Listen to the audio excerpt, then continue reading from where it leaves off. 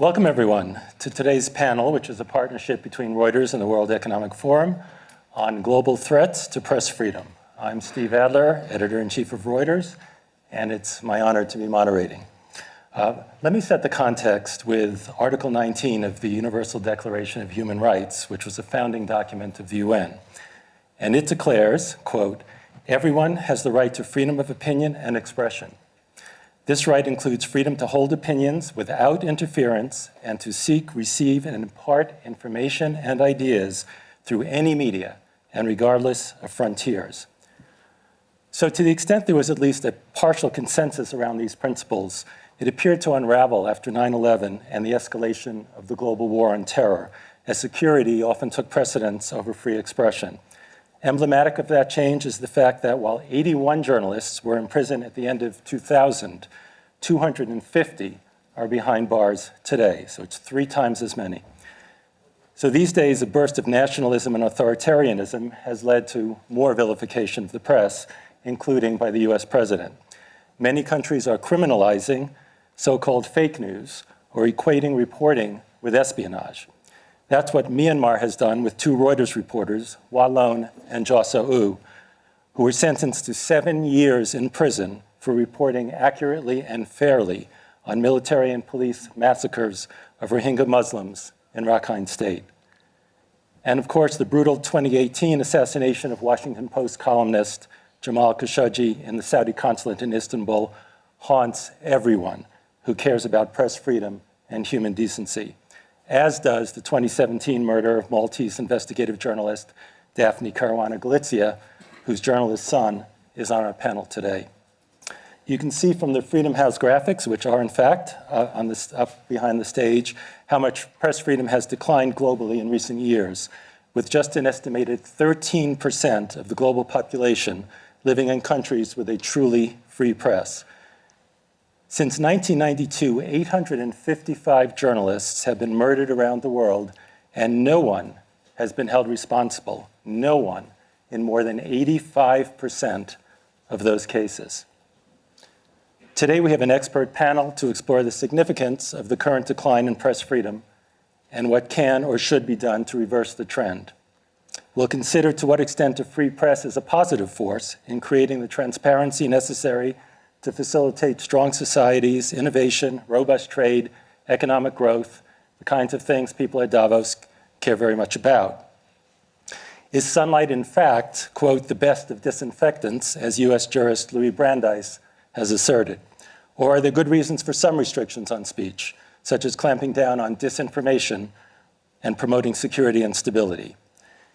And of course, we'll need to ask what responsibility the media itself bears for its, we'll say, spotty reputation in providing accurate, responsible coverage, and what news organizations and social media platforms might be able to do about it.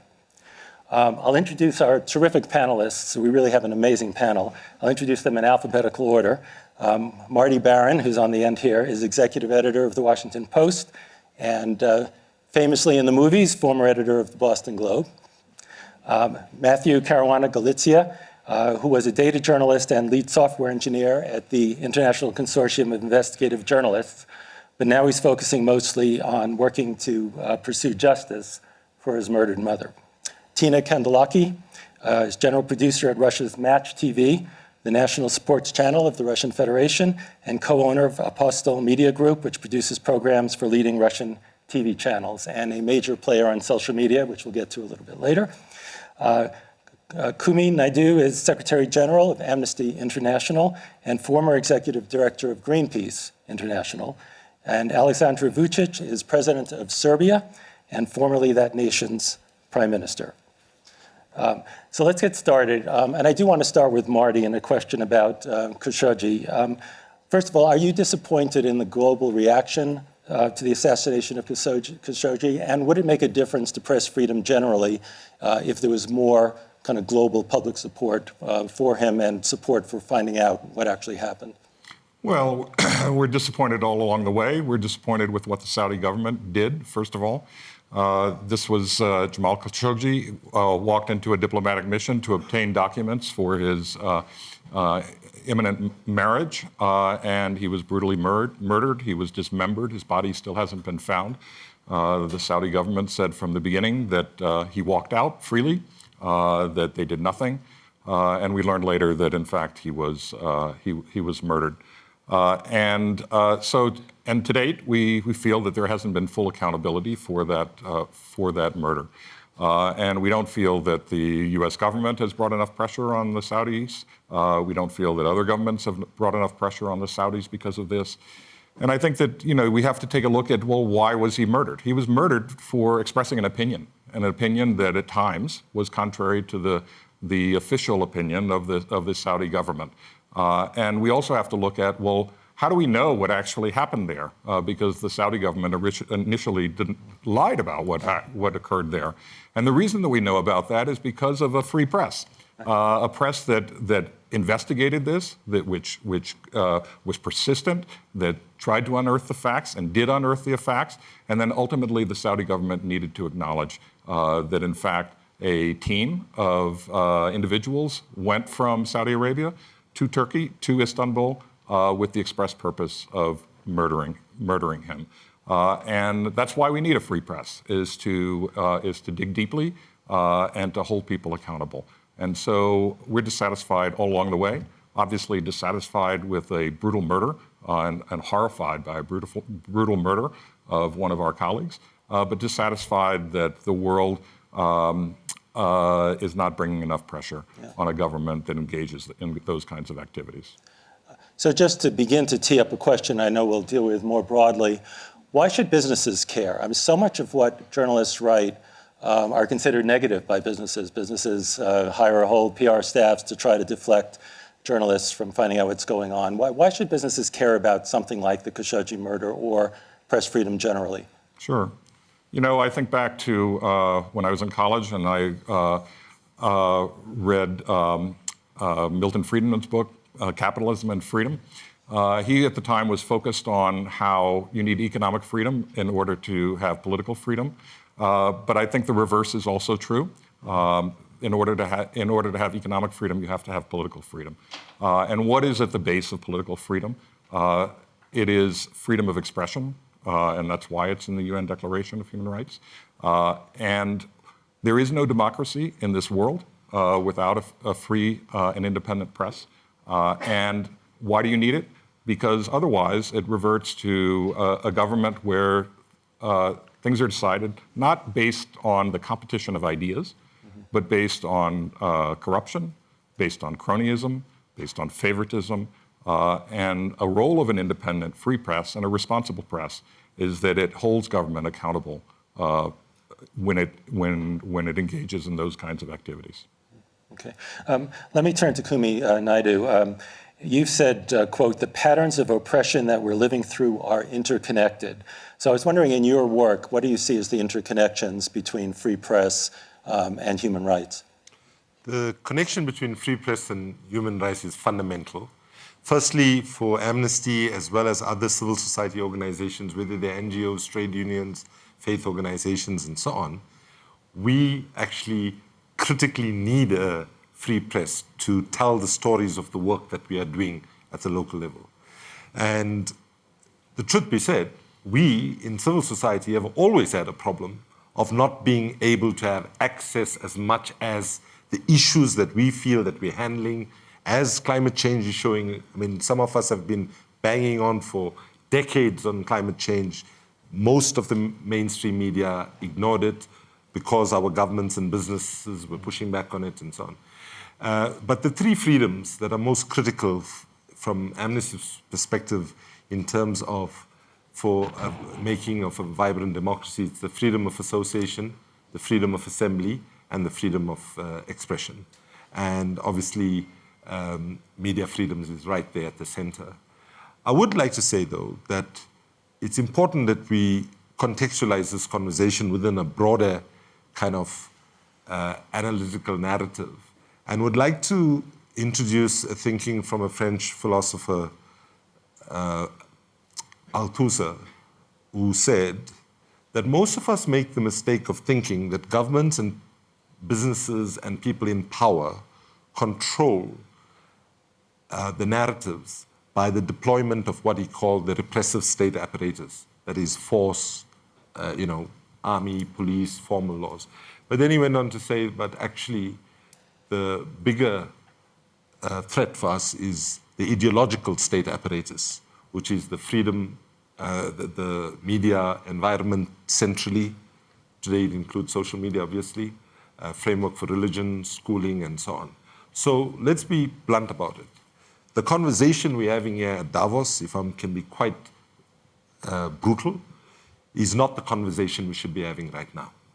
We are still having the conversation of how do we protect the system, how do we maintain the system, how do we recover the system from the financial crisis.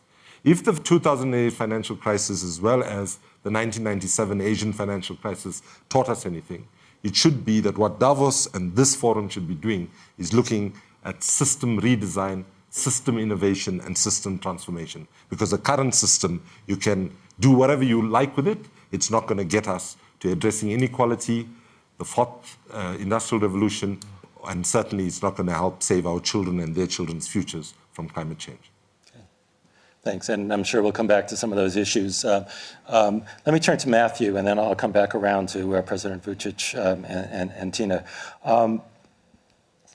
So you've noted that covering corruption can be as dangerous as covering conflict, and certainly, tragically, that's what your mother discovered.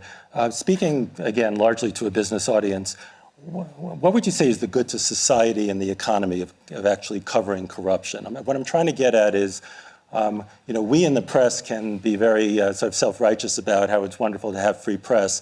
What are we doing for them?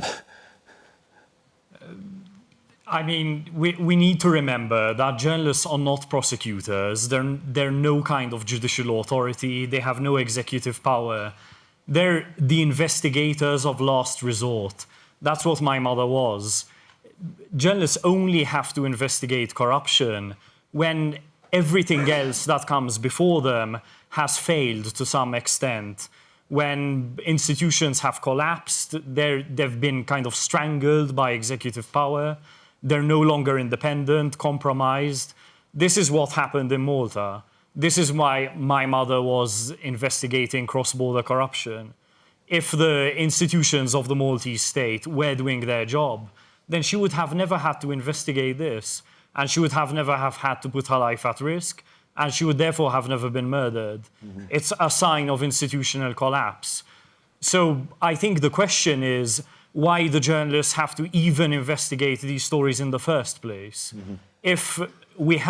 If our states and our international organizations had the tools and they were properly functioning and they were investigating corruption effectively and holding people to account, then we wouldn't even need to do this job. We only need to do it in the most extreme case. It's only when really everything else has collapsed. Mm-hmm. I mean, let's take the theme of this annual meeting, Globalization 4.0. I don't even think that there was a functioning system in the first place. What Globalization 3.0 did is create a global playground for crime and corruption. And we just simply never had the tools to fight it, which is why we are falling back to the investigators of last resort, mm-hmm. who are journalists, and why they are the ones who are being murdered. It's not European officials, or they don't have their lives at risk. They're very happy and safe in Brussels. Mm-hmm. It's all fallen on the shoulders of investigative journalists because we don't have the tools as a global society. Mm-hmm. Okay, thank you. Again, a lot of themes are being drawn out that we'll try to pull together after this first round. But President Vučić, let me ask you, many world leaders are not as adulatory with the press as those of us in the press are, and have fought back with very strong rhetoric and at times with tough new laws against fake or unfavorable news. Are governments justified in these criticism and in passing some new laws that are limiting the ability of the press to investigate? First of all, thank you very much for giving me a chance to speak here, although I didn't deserve it for many reasons. First of all, wanted to say that Serbia although we improved our economy significantly, and I'm very proud of our economic reforms in the recent years. For the first time in our contemporary history, we have a surplus in our budget for the third year in a row. Growth rate 4.5, 1 out of 5 European countries with the biggest growth. In 2018, we changed the trajectory of our public debt. When I became the Prime Minister, it was 79% GDP ratio. Now it's below 50%. Everything regarding economy we did in a good way. What we didn't do in a proper way, I wouldn't say it was a freedom of expression. Dare to say that we have still very much polarized press. We have many problems, but I'll speak for myself and I'll take one example just for everybody to learn something from my case.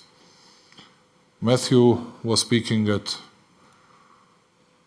one, I don't know what kind of conference that was, either in Poland or somewhere else, I think in Poland. And he was saying he was doing his preparation and he got some information from Serbian journalists that situation in Serbia was critically bad and something bad might happen in the future. And then he attacked Serbia saying, well, we think that Serbia will be the very next country in which some journalists might be killed. Fortunately, it didn't happen. It happened in 4 or 5 EU countries in the meantime. Some shootings were happening even in Montenegro, but what happened? I'm not here to defend myself or to attack Matthew. I came here and I did it privately before we entered the session. Because something happened even in Serbia. One guy was writing something in local press, in papers that I have never heard of, against local guys in power, and surprisingly, or it shouldn't be said surprisingly, his garage was attacked, then fire was spread to the first floor of his house. His entire family were in jeopardy.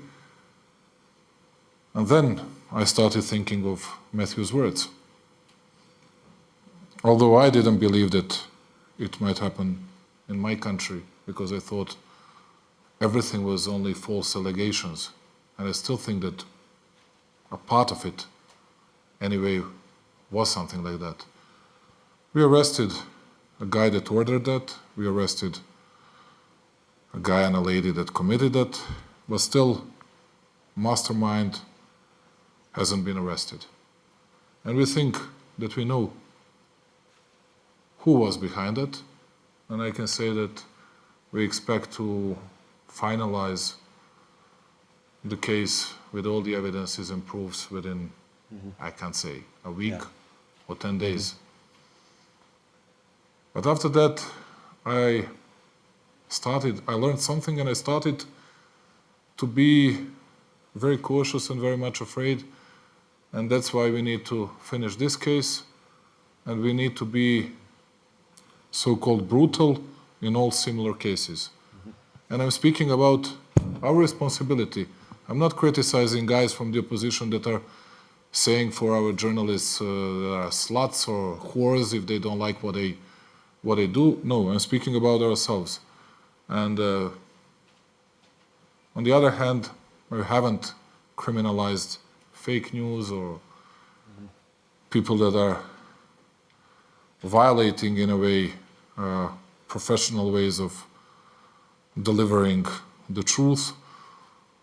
And I don't know how to do it, to tell you the truth. We saw a German example, but if we were going to do the same in Serbia, people would say, okay, now you're doing some limitations, you're banning something for us, particularly in social networks, and these are things that are stopping us in that. Anyway, we got not the very best marks in last 2 years from Reporters Sans Frontières, from Reporters Without Borders. And Freedom House also. Yes, and in a way that I'm very proud of our economic reforms and the way that we kept stability, tranquility, and peace in the region. I'm not proud at all because of that, and I'm certain that we're gonna change the trajectory. So you're in the committing years to come. improving press I freedom? had yesterday discussion with people from Reporters Without Borders. I asked them to come to Serbia to give us a necessary support, to bring some experts, particularly regarding state aid for medias, because it seems to be a vital issue. And I'm sure that in a year or two, I can come here and that we'll be able to be proud of freedom of press and freedom of expression in a way that I'm very proud of all economic reforms that we have recently taken. Okay. I'm sorry that I took a lot of All your right, time. no, thank you. Let me turn to Tina, and then we'll come around and talk about some other things. I mentioned social media before, and I just wanted to bring this into the conversation. You have 2 million followers on Instagram and nearly the same number on Twitter. And because of that, I wanted to ask you a question that I hear a lot. A lot of people are saying that one of the reasons the press doesn't get as much protection around the world as it used to get is that governments can go directly to the public through social media, so they don't need us as much. So it used to be if you wore a vest that said press, you were protected because people needed to tell their story, and they told their story to the press. Now, so many people are telling their story directly to social media. Does that create a threat to the press and to the ability of the press to operate safely around the world? Thank you for your question. First of all, let me say, think that journalism now, in my opinion, is some form of crisis. Because I think all journalists who are here on this panel, we are old-fashioned journalists. We require to be accurate, to be objective, to check the facts, to double-check the facts, to double-check the sources. Now we are living in a new world of infotainment, where the most important world become clickbait. We all are clicking on those news and those articles.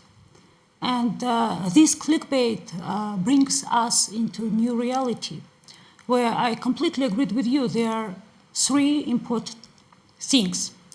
First, clickbait shows us that regular viewers, regular readers, everybody who are around us here with the cell phones, they start to compete with us because they can report their own news. Other people can share their news. I think that you remember this priceless example with Donald Trump and Pope. When somebody shared news, somebody printed news that Pope publicly supported Donald Trump. This news went viral. A lot of people shared this link, but nobody was checked. Is this true or is this false? News stays in people's mind, in my opinion, 1 or 2 days. That's not enough. People are clicking on every news, but they are not going to check or verify sources, articles, who are behind these sources. Mm-hmm. That's why, if we talk about old-fashioned journalism, it takes time. It takes time to prepare material, to analyze facts, to talk with editor. Then editor decided finally to publish or not this article. That's why what we can call this process, slow and expensive. What the clickbait is finally, it's a cheap and money-making. Yeah. Clickbait become money spinner. That's why we never know, nobody knows who are behind this. I can say the readers now doesn't need us. Of course, there are a minority of the people who are trying to check facts, to check sources. But actually, if we're talking about majority every day getting a lot of news from fake accounts. That's why, as I know, Facebook and Google are going to invest 300 million, each technological company, to the local news, for example. Why? Because a local journalist, for example, they face it with big problems in their local areas, but they don't have sources to fight with this. What will be the freedom of the journalist? Maybe journalists will be freelancers for these platforms. I don't think so. I think that now we are, as I said, we are living in the world where no rules. And I think that we have to face to this problem. How to decide this problem? Technological companies invest in the platforms for the new journalists.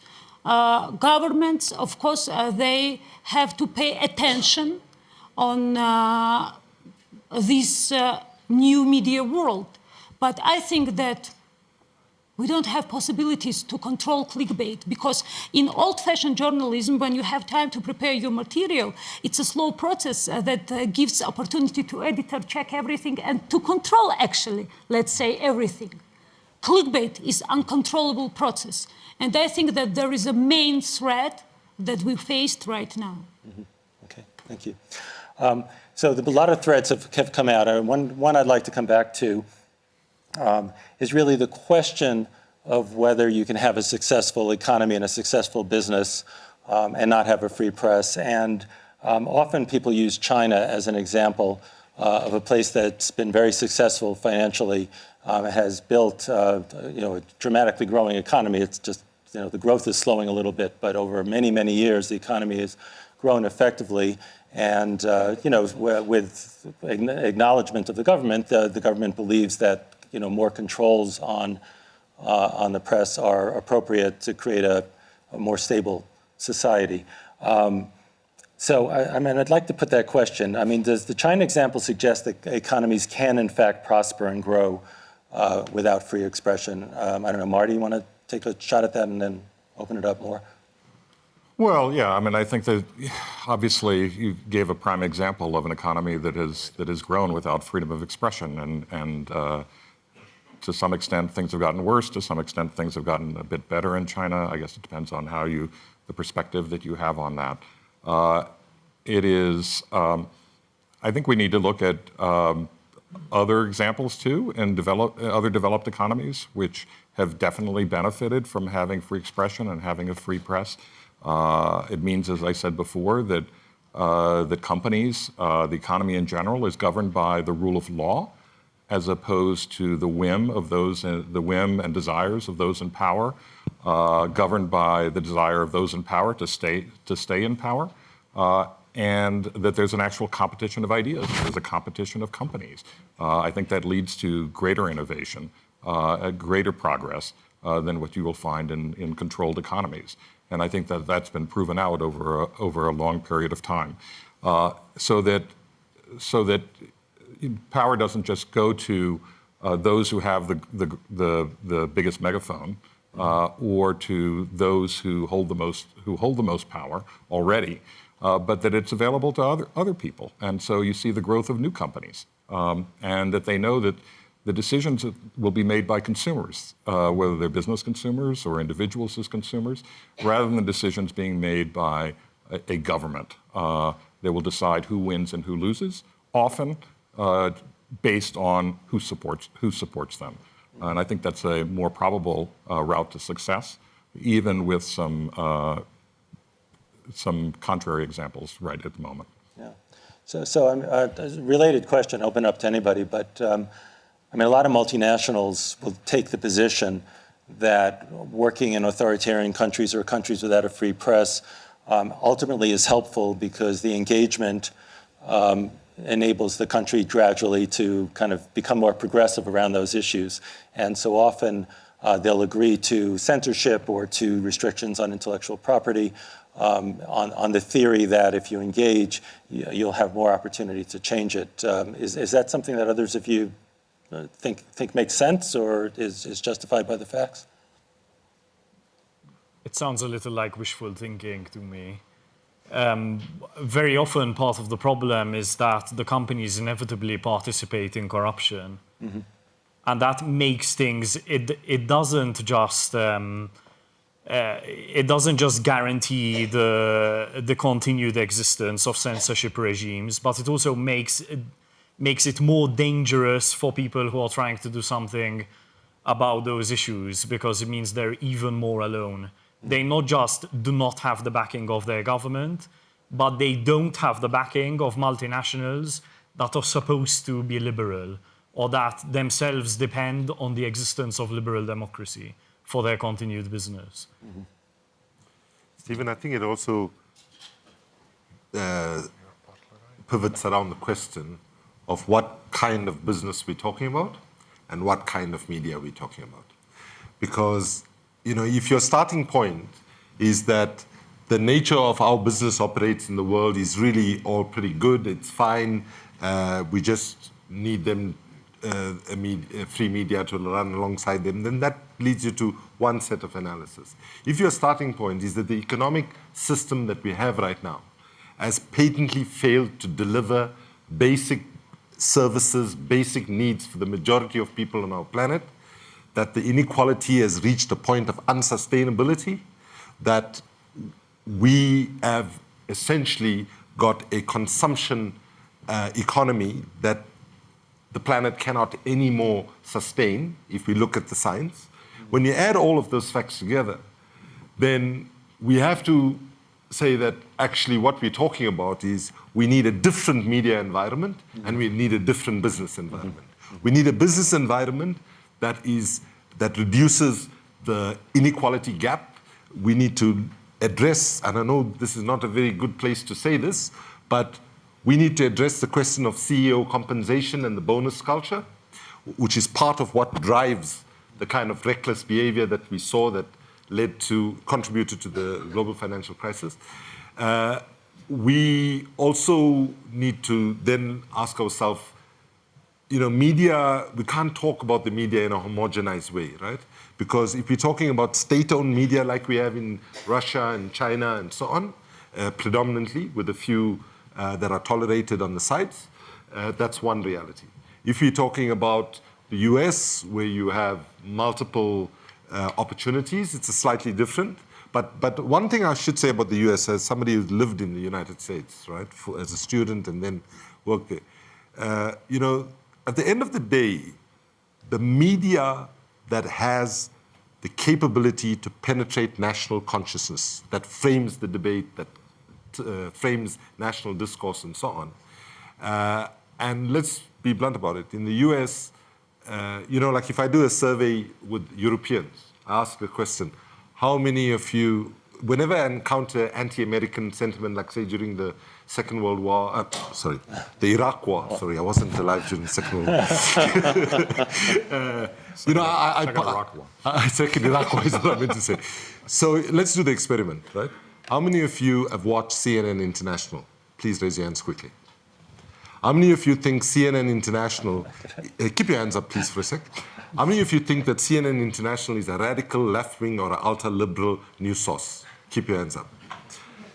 Okay, 1, 2. Right. Okay, so, but let me just introduce this reality, because we always assume that the people in the United States have access to a diverse media environment, right? But the reality is, the people in the United States, Europeans, almost no Europeans will say that CNN is anything of left or liberal persuasion, right? But the citizens of the United States do not see CNN International. They see a right-wing or conservative version of CNN International called CNN or CNN Headline News. But when you look at it in the continuum of the ideological continuum within the United States, CNN is considered to be, together with the MSNBC on the far left, and of course we have Trump TV on the Fox TV on the far left, far right. So I just want to. Therefore, I'm just saying the question is an important question, but it pivots on a range of data analytical points, which I don't think we have consensus in. Because I think for a lot of people at Davos, maybe we think that the world is pretty much fine. We just need some incremental improvements. And I would say that where we are right now, when time is running out for us to address climate, where inequality has got completely out of control, we cannot have rearranging the deck chairs on the Titanic while we sink. We cannot be content with incremental steps in the right direction.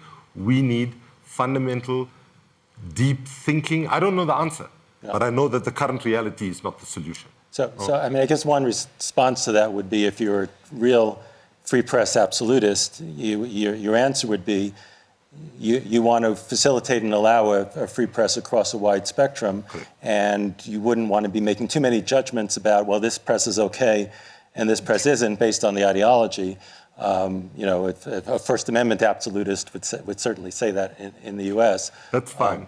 Provided that diversity is there, Yeah, right? yeah. When the diversity is not there, then people are not being empowered to participate meaningfully in public life and in a meaningful democracy. So long as, because I'm committed to diversity, I have no problem with Fox being there, right? But when you have that kind of dominance, where, the Sean Hannity is calling the president 5 times a day, I mean, come on, that's not good media practice. Tina wanted to say something. First of all, I want to mention that don't forget that now reaction to events sell events better than events itself. That's a dangerous thing because it's always about opinion. Let me explain you. No matter what we will transfer now in social media, if it would be something provoke, it always gets much more reaction and emotion than the facts. What it gives us now, these emotions and that reaction is the most valuable currency in the internet. Somebody knows Telegram, for example. Raise your hands who knows what it is, what the Telegram is. You know what the Telegram is. For me, it was an amazing thing because I know that we are hardly using this Telegram in the Russia, and it was only messaging app, and finally it became a news platform. Now, for example, interesting is that Telegram is becoming more and more popular in developed and so-called free countries, as United States, Germany, Italy, and in other countries. Why? As a WeChat in China, of course. Because it's a plus and minus. I can't make some opinion and judgment about this. It's possibility for the people that we never had been before to have 100 opinions about event. Who gave these 100 opinions? It's diversity, of course. These accounts are fake or real, who knows? When I'm reading Washington Post, I always know who is editor. When I'm reading different blogs, I never know, is it fake or is it true? Except there was a fake Washington Post that was put out recently. It was. Thank you, Stephen. Added a lot of confusion. Thank you, Stephen, thank you for this example that you mentioned. It was a brilliant example. On one hand, terrible absurdity, but for the second hand, that's a reality now. And I'm completely sure that there have been a couple of people who believe in this, that there is a news. Yeah, I hope not. Well, I just want to point out that I do want to open a lot of time for a conversation. We haven't gotten nearly through what at least I was hoping to get through. So let me just jump to something and then we'll open it up to the audience. But I mean, one of the things kind of on our plate was to look at what can the press do to restore trust. And I think a related question really is what can be done to reverse some of the difficulties the press has been having, some of the restrictions on press freedom. I'm not sure we can exactly conflate the questions, but I'd love to ask everybody just to say, I mean, what needs to happen to get us to a better place, both in terms of people's trust in the press and in terms of the press's or the media's ability to do its job. Start with Matthew, and then we'll go all around. And please keep them really brief, because I want to allow more than 15 minutes for discussion. The way I see it is that destroying trust in the press is part of the authoritarian playbook. It's not necessarily something that we have done wrong. I don't think it's our fault. We're doing as much as we can. It's that trust is being deliberately destroyed when no action is taken for our reports on corruption, the results of our investigations. Then, of course, no trust is going to be built in our work. We depend on repercussions as part of our work, for our work, for trust to be built in us as journalists. Whereas now, we spend the majority of our time having to justify our very existence. And of course, this works in favor of a populist or of an authoritarian regime or a hybrid authoritarian regime. This is precisely what they want. That we spend all our time as activists justifying the work that we do. We shouldn't be doing that. Not exactly a solution, though. You're sort of defining the problem more. It's not a solution, no. Yeah. I find it very hard to see other solutions beyond the rule of law. Okay. What we need is the rule of law. We need institutions to be effective. When we report a story about corruption, and it's very clear who the actors are, the evidence is all out there in the public domain, and nothing happens Of course, trust in our work is going to be destroyed. Yeah, okay. We need prosecutions, we need investigations by the state. Okay. Then trust will be rebuilt. Let me move it on. President Vučić, you have been at various times quite critical of various aspects of press coverage in your country. What do you think should happen for the press to become more trustworthy and for you to feel more comfortable with the press? First of all, I wanted to say one sentence about impact that free press might make on economic environment. I think that's, at least in Europe, something of the biggest significance.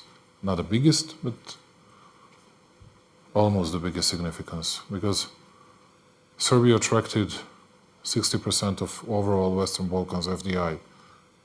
And we did it because of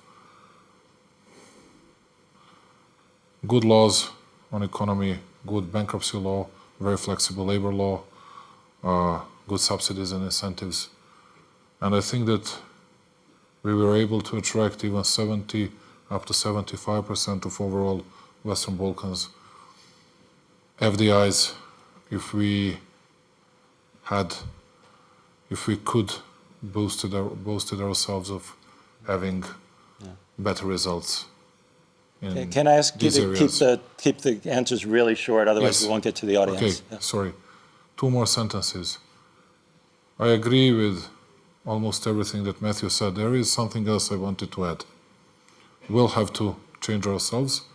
We'll have to secure press environment, and we'll do it. And I'm almost certain that you are going to find no other leaders in the world that would say the same words as I'm doing today. And everybody else will only defend his or her position, and it's always easy. I'm not going to do that. And on the other hand, there is something that is very much objective and that we cannot beat, none of us. I was present at that one important conference that took place in Abu Dhabi. It was done under Chatham House rule, and former French President Sarkozy was saying something. He was provoked by Masayoshi Son, that Japanese guy he was number 1 at Forbes list in 2000, and he was saying that there is a lack of leaders in the world today. And then Sarkozy was saying something that was very interesting. He said that it cannot be any leaders in a current world, because you have social networks. You have one guy with one profile, with one post. How can he beat thousands of fake and real profiles? And there is no trust. There is no trust at all. And what Tina was saying today, people sell emotions, not facts. Even if you ask my people in my country whether they are satisfied with economic performance, they would say, although you have all the numbers here, which I exposed, they would say, well, we still feel very poor, we are not satisfied, or whatever else they can find about it. It means that facts are not in fashion. Yeah. Emotions are something that you are selling, and negative emotions, Right. it's always easier to sell it than positive emotions. So basically your point is that if the press My was point focusing is- more on facts, and it would be more Yes, trustworthy. my point is that it's not going to be an easy job, Right. either for Matthew, either for all the others that would base their business on Okay. facts. I'm going to take only one more answer to this question, and then open it up. Kumi or You asked for recommendations. I want to give you a just very okay. specific All right, you're the last, and then I'm going to open it I up. want to make a very specific recommendation that each and every one of us here can take away something from today's session. Whether you're from government, whether you're from business, whether you're from big business or small business. If there's one thing we can commit to do, is to protect and defend the rights of journalists to do their work. I think that's now reached a crisis point. You've heard the stats. And I would just use this occasion to say to the Secretary General of the United Nations, who Amnesty has been appealing to over the last 2 weeks, to institute an international independent inquiry into the murder of Jamal Khashoggi. I want to use this platform here today to appeal to him to respond to this request and to do this, because the tragedy of Jamal Khashoggi was not simply about Saudi Arabia. It was not simply about one journalist. It was about saying that if we let this thing go without accountability, that any government anywhere on this planet, any member state of the United Nations, can decide, I want to pull a similar kind of operation, and they'll get away with it. So from here in Davos, I say to Antonio Guterres, stand with us, defend journalists, and let's have an independent inquiry into the horrific murder of Jamal Khashoggi. Thank you. Thank you very much. We'll open it up. That does, by the way, just go back to our statistic in the beginning, 85% of journalists killed since 1992. Nobody has been held responsible, the whole issue of impunity. So we're opening it up to the audience now, and I believe there are probably people coming around with microphones. So we'll just kind of move around, but there's one in the middle here. Good afternoon. My name is Hrvoje Krasic. I'm a journalist with N1 Television, which airs in Croatia, Bosnia, and Serbia. My question goes to President Vučić.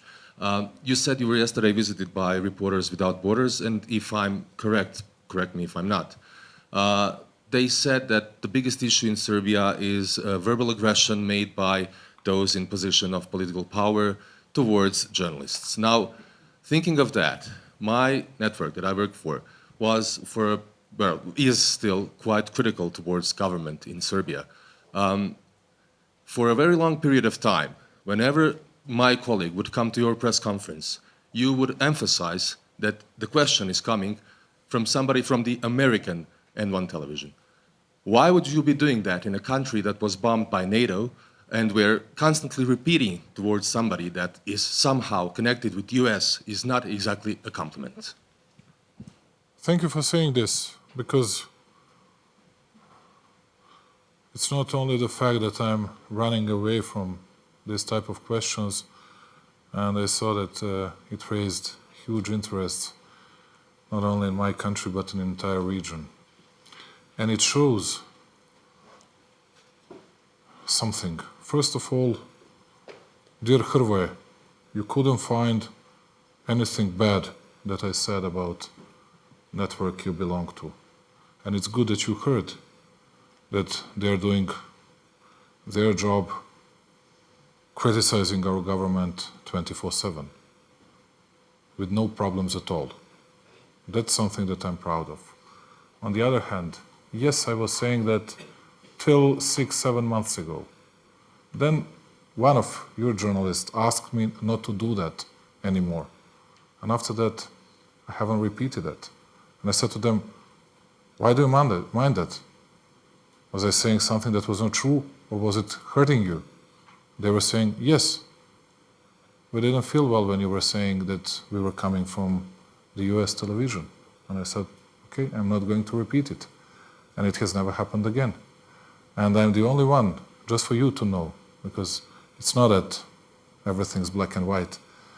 I'm always accepting and receiving all the journalists in my country, all of them. And I'm the only one who does it. Because if you're going to send, let's say, some journalists to the oppositional headquarters, they don't allow them to enter their premises. I do receive all of them and do reply to everyone on every single question. So and I think in a polite way, if that was not the case always, and I think it was, I'm always ready to do an excuse and to change myself. We got another question in the back here. And let's try to keep the questions to the answers short so we can get in as many as we can. I have no question. I just have two remarks. Matthias Döpfner, CEO of Axel Springer. You asked and discussed why it is in the interest of businesses to operate in an environment where free media can work independently. I think it's very easy. It's maybe in the short term, it may be in the interest of quick deals and quick businesses. But in the mid and long term, it comes with a high cost because it's going to ruin the business. And it has done it in so many cases. Look at the example of Siemens, where it created a moral hazard that they operated in too many countries where the rule of law did not apply and where corruption was necessary.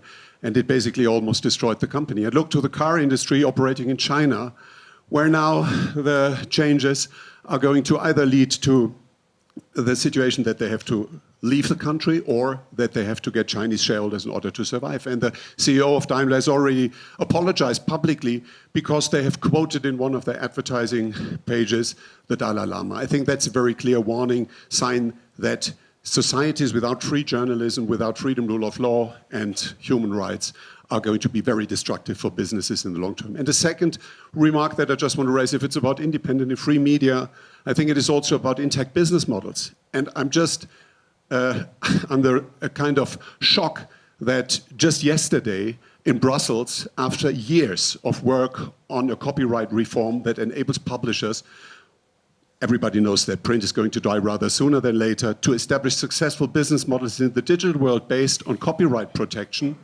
has not been finished and is probably not going to be approved. I think if we're talking about freedom of expression and freedom of media, we also should discuss the legal framework for intact business models in the digital world. Thank you. Okay, thank you. Let's take some more questions. Steve Clements up front, right here.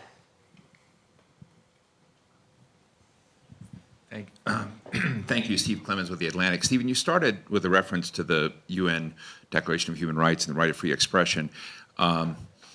And I guess as I listen to all of you, and there's nothing that anyone has said that I would disagree with, but the question is, the United States used to play a particular role, and I think in its partnership with other great Western liberal democracies, making press freedom such a high point. That's clearly not happening today. And as I look across Europe, I also see a decay and erosion in other countries' commitment to that as well. So when we get a lot of journalists, or we get a lot of people who say we need to do this, is there any example that stands out to any of you today of a nation that is standing out and providing the kind of beacon on this that the United States today is not? Anybody want to volunteer? Anybody? Nope. Nope, sadly no. It's difficult to think of an example, but Not one example. no, the thing is, Well, Canada is speaking out for free press. like this phrase, protect journalists, hides the root cause of the problem, which is the rule of law. You cannot speak about protecting journalists with that. I mean, with Jamal Khashoggi, what are we going to say? That we're going to build walls around someone like him so that Saudi Arabia can't ever get to him? Of course not. That's not a way to live. Not for him, nor for anyone else.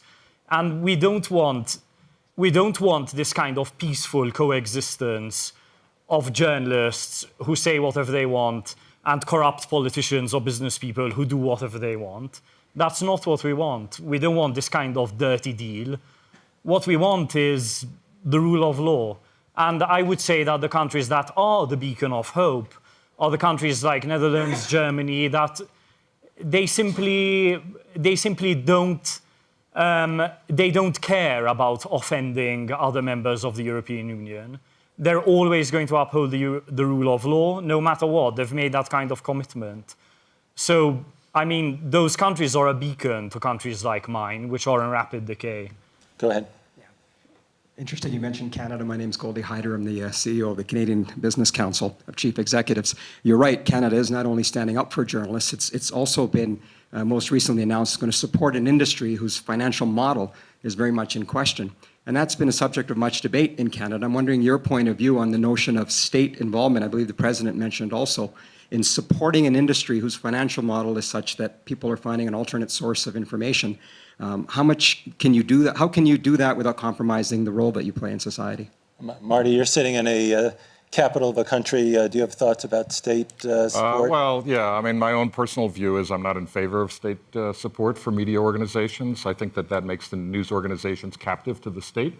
If their financial success depends on receiving money from the government, they'll be very attentive to what the government wants them to say. So I believe that it is true that the vast majority of media is having great difficulty finding a stable business model, but it's not true to say that nobody has found a stable business model. Many have, and I think we need to keep working at that. We need to be self-sustaining. We need to be independent. We need to be independent of any. To be a responsible press, I think that we need to be independent of any party, and we need to be independent of the government itself. Yeah, Tina. But in this way, we didn't mention today that there are a couple of countries who had a very interesting politics, like China, for example. I was amazed when I find out that, for example, Chinese, if you heard successful media strategy, they invest a lot of money in different medias in all world. For example, Wall Street Journal, 1.3 million copies. New York Times, 1.7 million copies. And they become biggest players in the world because what we can call the business models. As I said before, it's not profitable still to do old-fashioned journalism. Excuse me for these things to say, but that's true. And in that case, we should find somebody who can, government on serious business, technological companies, whatever, who can support this kind of journalism. Because as I said, it takes time. It needs money, investigations. They need money, they need protection, they need support. And without this, it's very difficult to behave in the world where some countries invested in their own political and informational strategies, where a lot of fake news appears. And who promote fake news? Donald Trump. He humiliates and demonizes journalists for his own benefit. And fake news in 2017 finally became a word of fear. Word of fear, according to Collins Dictionary. That's why in this world it's difficult to find answers. I think that we don't have answers still. We don't know how to behave. Let's try to get a couple more questions in. Or? A real-time reaction from Twitter to the panel. Writer Anand Giriharadas, who's been very critical of the web, points out that there is a value in bringing the issue of Khashoggi to Davos, but he states something very interesting. He says that the World Economic Forum chose 2 Saudi state companies to be among its strategic partners, and that these companies are chosen because they are aligned with the forum values. So I wanted to give everyone on stage a chance to react to that, because he's saying that the web should be called out on this. It's good. Thank you for this commentary, because I'm sitting in the Twitter too, and excuse me, and you, President, you put a tweet right now. Yeah, I was amazed. I see that you didn't, but I see right now. Since that's not broadly a press freedom question, I think we'll all absorb the comment, but take another question or two. One in the middle and one over here, and that's probably the last 2 questions we'll have time for.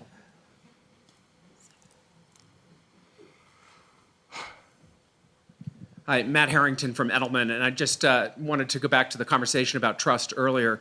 We launched the 19th edition of the Trust Barometer this morning, and the good news was traditional media, the trust in traditional media is its highest ever at 65% versus social media at 44%. I think what was most interesting about the data, and I'd love a reaction to, is that we had a 22-point increase in active engagement in traditional media, and 40% of those also a double-digit increase are amplifiers. So I'm curious, with that sort of seeking out of truth, trusted sources, et cetera, is there something that's going on in journalism, particularly in the traditional space, where there's more active engagement of readers and viewers? I think the answer is yes, and I disagree that there's no model. I think what's happened is that as social media has proliferated and as people are using it, they've experimented with it, but they've discovered a lot of the pitfalls of social media as well. And now they're beginning to gravitate toward media sources that they consider to be more reliable. There is a success model. We've been successful at the Washington Post by adhering to the traditional values of journalism. We do investigations. We have support for that. In fact, people subscribe to us so that we can do that kind of work. And I think that I'm glad you mentioned the rise in trust, because now people have begun, they did their experimentation, they've had problems, they discovered that a lot of the information out there is false, and they've started to turn to news organizations in which they don't have complete trust. And look, we have our flaws, we're not perfect by any means, we all make mistakes, but they recognize that we work hard to try to get the facts and to try to get the truth. And so I think that is a big reason why there has been a rise in trust. And it's for interesting, traditional when we media. started thinking about this panel 6 months ago, the premise was that trust in media was at an all-time low. And so it's very interesting to see the trust barometer starting to show some movement in a different direction. I actually don't think we have time for any more questions, unfortunately. I think it's really important that the forum has provided this space and this opportunity to talk about press freedom.